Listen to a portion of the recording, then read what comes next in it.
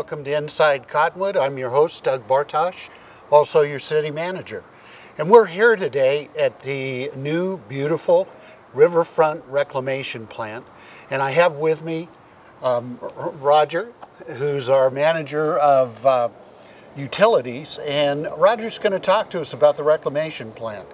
So I guess, Roger, the first question is, why did we need this? Why is it here? This plant has been envisioned for approximately 10 years.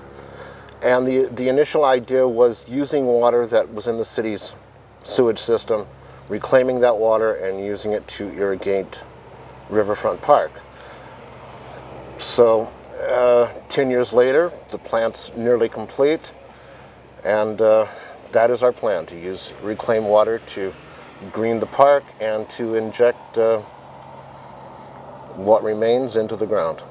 You know, and we obviously had a choice because we had a couple of sewer forced mains that were deteriorating because of the volume of wastewater going through them.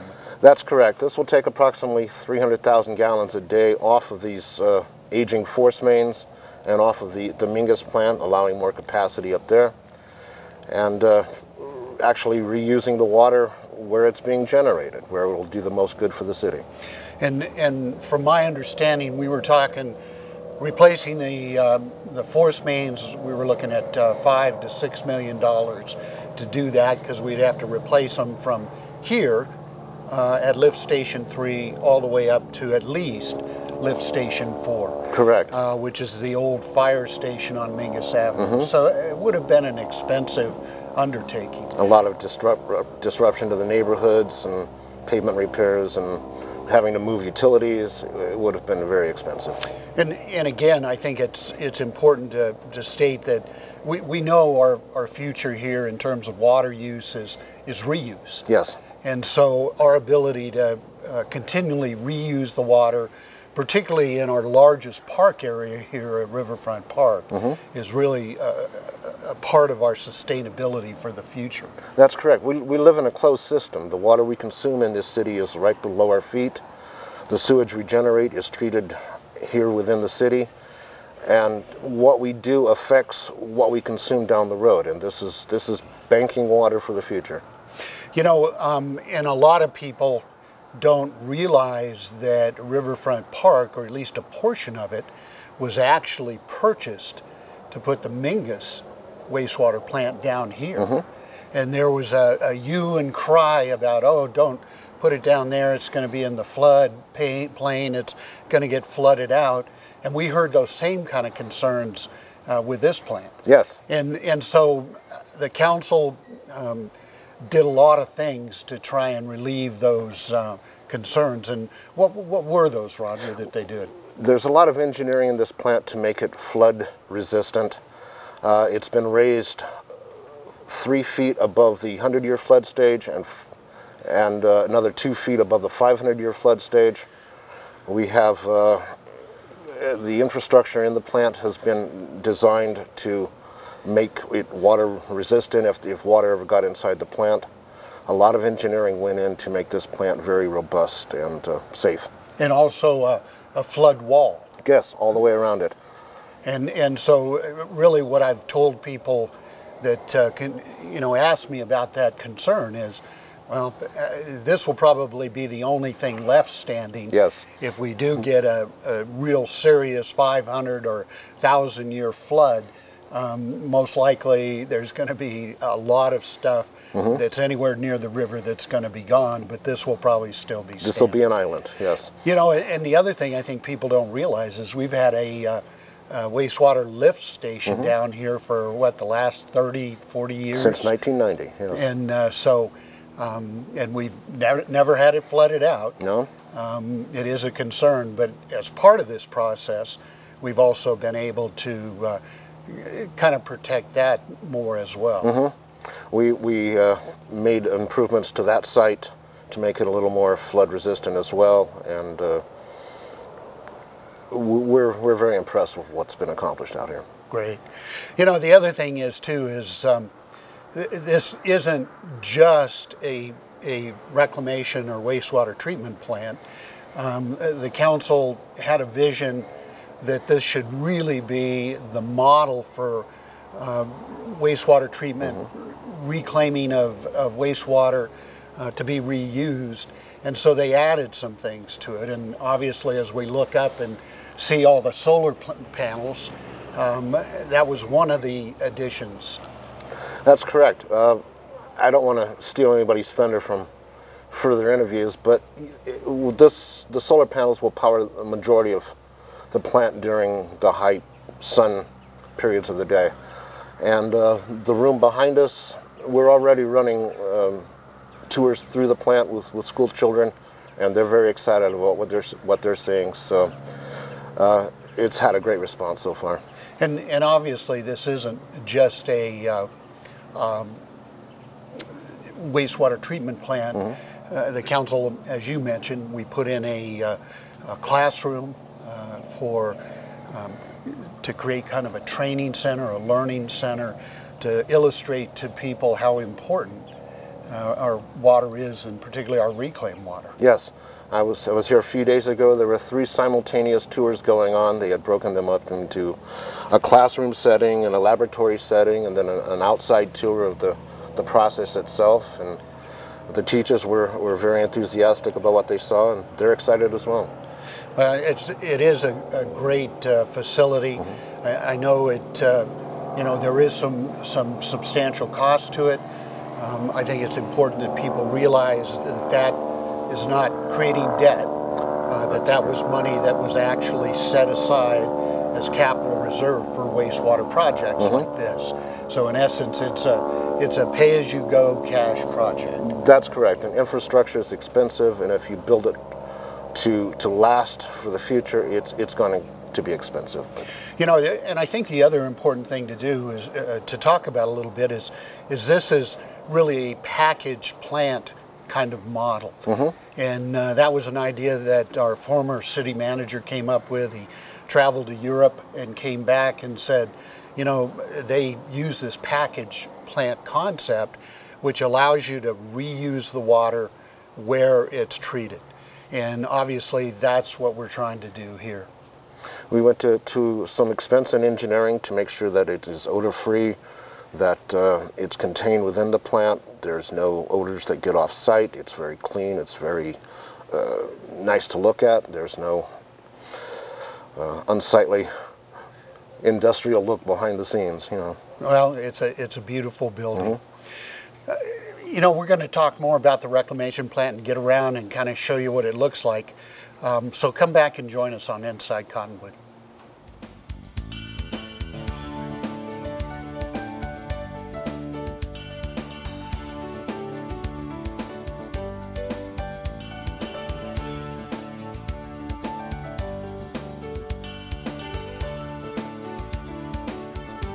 This is Bruce Morrow, Transportation Manager for Cottonwood Area Transit. Remember, we cover the entire Verde Valley and Sedona. Cottonwood Area Transit has you covered wherever you want to ride in the Verde Valley, all day, every day. Take Cottonwood Area Transit through Clarkdale, Verde Village, and from 26 locations in Cottonwood. With Verde Links, it's a quick and easy trip to Sedona every day. Don't forget our connectors to Camp Verde. Visit cottonwoodaz.gov for Cottonwood Area Transit and take a seat. Let's go ride! There are people who struggle with addiction and homelessness. Sometimes it may feel like there is nothing we can do to help. But there is. You can make a tax-deductible donation and help those in need transition away from homelessness. When you give someone a handout, you could actually be supporting an addiction. A better life starts with better health, especially for those living in the streets. Support solutions, not addictions. You can make a difference. Visit cottonwoodcares.com.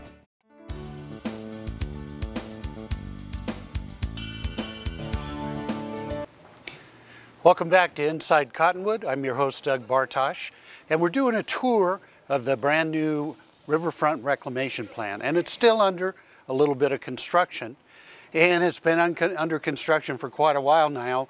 And I have here with me Robert Wenicky, who's our city engineer, who's kind of been the inspector, the oversight for the project, and working very closely with the construction team out here.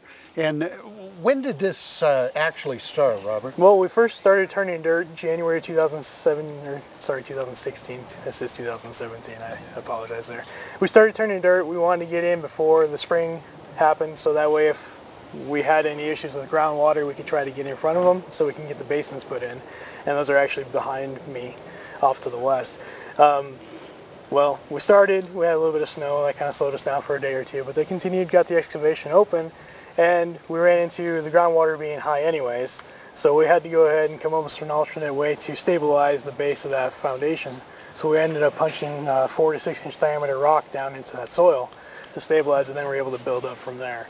So that started us off early in the, early 2016, and now we're late 2017 where we're actually getting close to being able to start the process up of actually getting wastewater in here and prove everything and make sure it works. Now I know those basins really provided kind of a challenge, not only in terms of the water table, but certainly, I mean, they're pretty massive structures. Yeah, it's a good sized structure. Overall, it's 21 foot deep was the excavation, and don't remember off the top of my head the actual width and dimensions of the plan of the basin, but it was a good size. They had a lot of concrete. We've got 12 inch, 15 inch, and 18 inch thick walls on those basins. They're 18 foot tall. You've got a 3 foot concrete base at the bottom, so it's a pretty robust structure. Now, and you're kind of our flood control expert in this city. Yes, I think so. So again, kind of getting back to that concern people have about the potential of flooding at this site. You know, there's always the chance that anything can flood because you can always have a larger rainfall event type of a deal. But the way this was designed, it was designed to be 2 foot above the 500-year flood event. So inside the site, we should be safe for pretty much anything.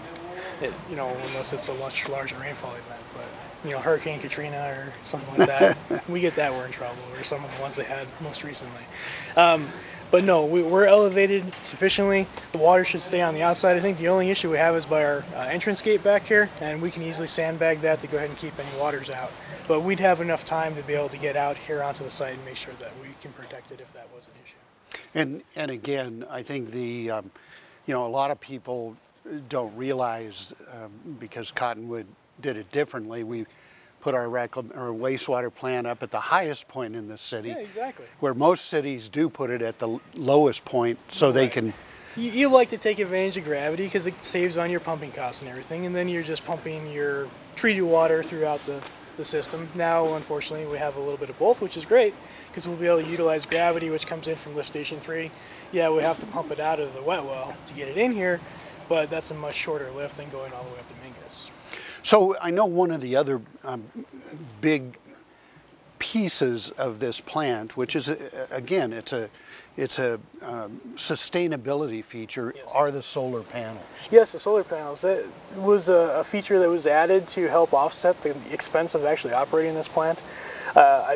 We're still waiting to find out what the actual monetary number is on a buyback from APS, but I believe the number says about 85% is what we can recover at the peak operation with the sunlight and everything. So that has a potential to offset a lot of the expense of this plant.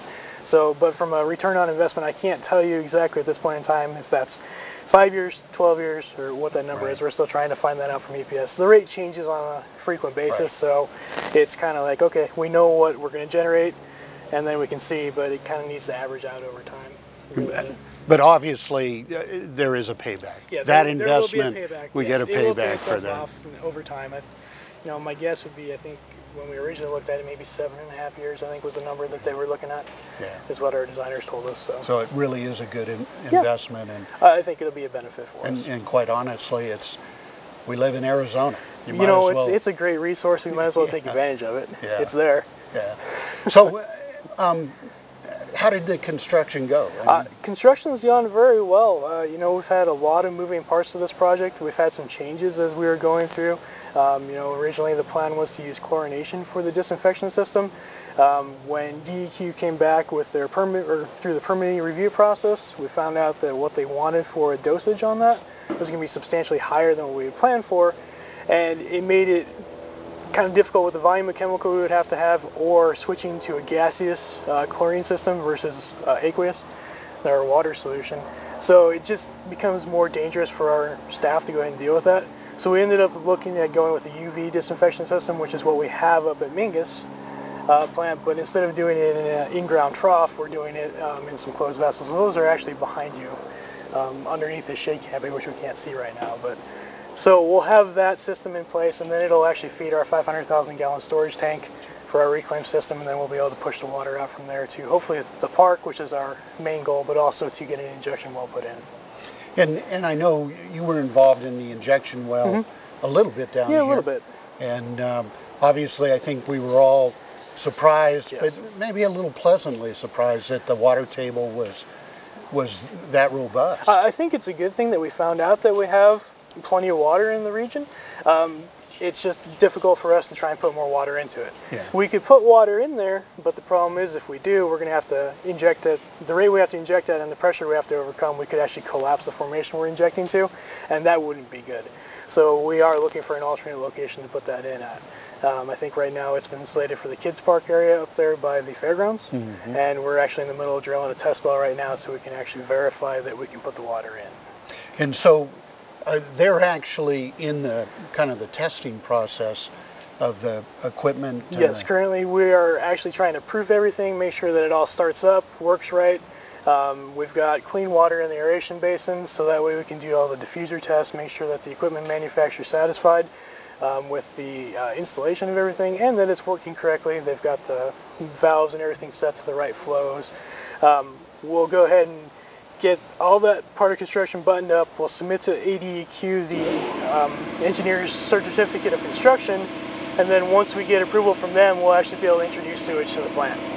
And obviously we're live out here, and the compressor just went on. It did, you got it. And hopefully it'll shut off at some point. But. Yeah.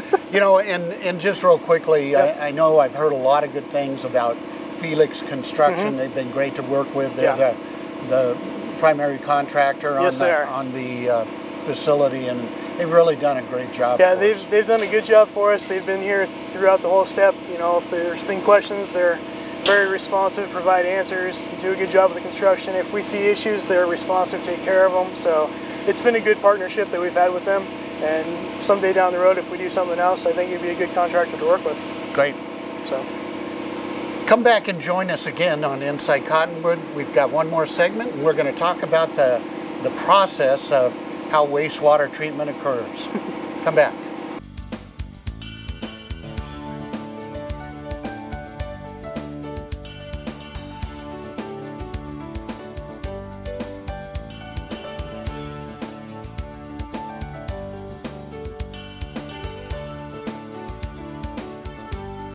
There are people who struggle with addiction and homelessness. Sometimes it may feel like there is nothing we can do to help. But there is. You can make a tax-deductible donation and help those in need transition away from homelessness. When you give someone a handout, you could actually be supporting an addiction. A better life starts with better health, especially for those living in the streets. Support solutions, not addictions. You can make a difference. Visit cottonwoodcares.com. This is Bruce Morrow, Transportation Manager for Cottonwood Area Transit. Remember, we cover the entire Verde Valley and Sedona.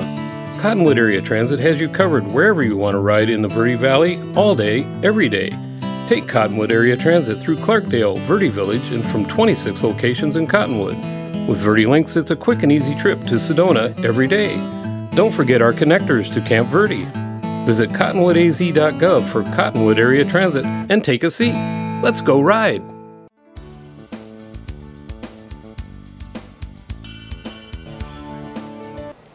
Welcome back to Inside Cottonwood. I'm your host, Doug Bartosh, and I'm here with Debbie Breitkreitz, right? Yep. Close? Very close. And Debbie is our, I got to get this right, Regulatory Compliance, Safety, and Education Administrator. And she's also been, you're like a level 3 operator now? Actually, I have a grade 4 in wastewater treatment and a grade 3 in wastewater collections. I also have a water treatment grade 3 and a water distribution grade 1, so yeah. So obviously Debbie's our expert, and she's going to talk a little bit about the process of how wastewater is treated. And obviously we're standing on what looks like solid ground. And it's not. So there is, you're literally standing on tanks that are 18 feet deep, and right now they're just full of reclaimed water because we're improving the plant. But this will be where the actual aeration and everything happens through the tank. So we covered them to abate the odor. We do have air handling system that will actually, it's a biofilter, so it'll abate the odor as well, and that's what these covers are for.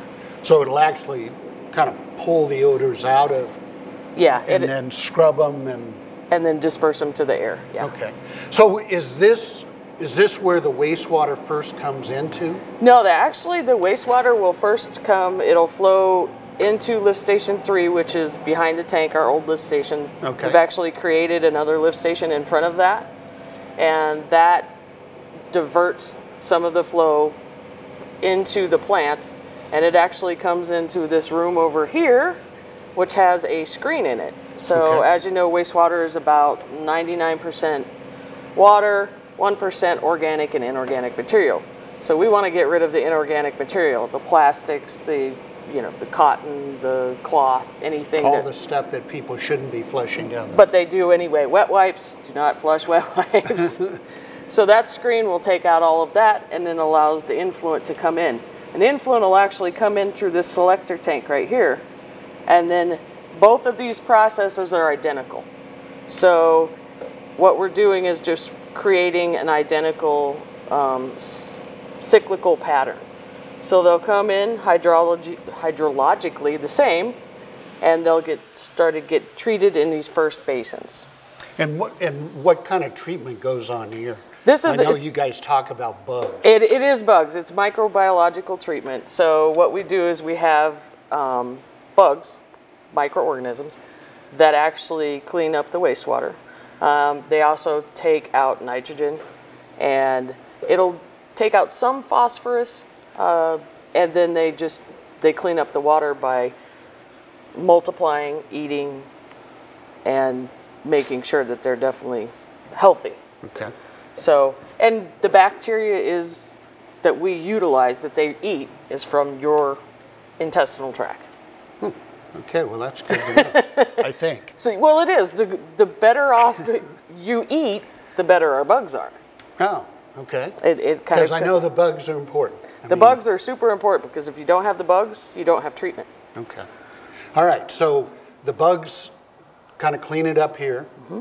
And then I guess this is the next stage, which isn't covered. Right. And the next stage is a clarifier. Wastewater, when you slow it down, the solids will sink, and the top will be the clear water. So what we need to do is we need to put the solids back into the process. And the clear water is what goes on to get treated throughout the rest of the process, is known as reclaimed water after it gets treated. So these are just a series of kind of pyramid shapes with some valleys. And so what happens is the wastewater spread along the top of the pyramid, it flows down into the valley, and then we actually use an airlift to bring the solids up from the bottom, and that'll actually get dispersed out through here, and then it goes back into the process. The clean water actually will flow over into a weir, and it'll start going out into the tertiary treatment or the filter treatment process. Which is what happens in the filter process. The filter process, this is kind of unique to us, at least. We have another filter, a different type of filter up at the Mingus plant, but this filter is an upflow filter. And this is the big tower behind us. The big tower behind us, yes, that is very large. So in the right side, we'll pump the water up to the top of it. It goes down through a tube, and then there's sand in it. So what happens is then we blow air into the bottom of it, and the air moves the water through the sand, and it cleans it up. And by the time it gets to the top, it has a weir, which is just a plate.